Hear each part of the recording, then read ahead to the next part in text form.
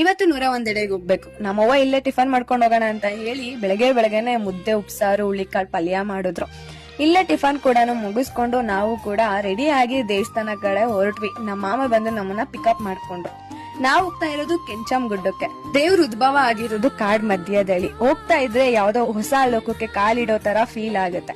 ಚಿಕ್ಕ ಮಕ್ಳಲ್ಲಿ ನಡೆಸ್ಕೊಂಡ್ ಕರ್ಕೊಂಡ್ ಬರ್ತಿದ್ರು ನಮ್ಮೂರಿಂದ ಇಲ್ಲಿಗೆ. ಇವಾಗ ಎಲ್ರೂ ಮನೇಲೂ ಗಾಡಿ ತಗೊಂಡು ಗಾಡಿ ಇರೋದ್ರಿಂದ ಎಲ್ಲಾರು ಕೂಡ ಗಾಡಿಲ್ ಬರ್ತಾರೆ. ತುಂಬಾ ಕಮ್ಮಿ ಜನ ನಡ್ಕೊಂಡ್ ಬರೋದು.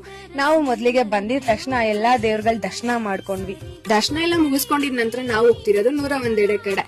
ಸುತ್ತಮುತ್ತ ಹಳ್ಳಿಗಳಿಂದ ದೇವ್ರಗಳನ್ನ ಕರ್ಸಿರ್ತಾರೆ. ಸುತ್ತ ದೇವ್ರನ್ನ ಕೂರ್ಸಿ ಅದ್ರ ಮಧ್ಯೆ 101 ಬಾಳೆ ಎಲೆನ ಜೋಡಿಸಿ ತಂದಿರೋಂತ ಪ್ರಸಾದನ ಅದ್ರ ಮೇಲೆ ಇಟ್ಟು ನಂತರ ಎಲ್ಲಾ ದೇವ್ರಗಳಿಗೂ ಪೂಜೆ ಮಾಡಿ ಹಾಲಿನ ಅಭಿಷೇಕ ಮಾಡಿ ಎಲ್ರಿಗೂ ಆ ಪ್ರಸಾದನ ಹಂಚುತ್ತಾರೆ. ಇದನ್ನ 101 ಅಂತ ಹೇಳುದು. ಮೇಲ್ಗಡೆ ದೇವಸ್ಥಾನದ ಹತ್ರ ಪ್ರಸಾದ ಎಲ್ಲ ತಿನ್ಕೊಂಡು ಇವಾಗ ಕೆಳಗಡೆ ಊಟ ಕೊಡ್ತಾ ಇದ್ರು. ಊಟ ಮಾಡ್ಕೊಳ್ಳೋಣ ಅಂತ ಬಂದ್ವಿ. ಊಟ ಎಲ್ಲ ಮುಗಿಸ್ಕೊಂಡು ಹಾಗೆ ಜಾತ್ರೆ ಎಲ್ಲ ಇಟ್ಟಿದ್ರು. ಜಾತ್ರೆ ನೋಡೋಣ ಅಂತ ಬಂದಿದೀನಿ.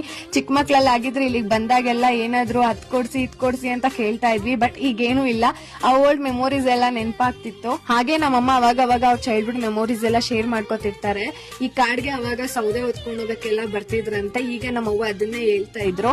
ಇಲ್ಲಿಗೆ ನಾವು ಕೆಲ್ಸಕ್ಕಾಗ್ಲಿ ಮತ್ತೆ ಸೌದೆ ಹೊತ್ಕೊಂಡು ಹೋಗಕ್ಕೆಲ್ಲ ಬರ್ತಾ ಇದ್ವಿ ಅಂತ. ಸೊ ಆ ಮೆಮೊರೀಸ್ ಎಲ್ಲ ಅವರು ಕೂಡ ನೆನ್ಪು ಮಾಡ್ತಾ ಇದ್ರು. ಅಂಡ್ ಅಷ್ಟರಲ್ಲಿ ನಮ್ಮ ಮಾಮ ಕೂಡ ಬಂದ್ರು ಮನೆ ಕರ್ಕೊಂಡು ಹೋಗಕ್ಕೆ.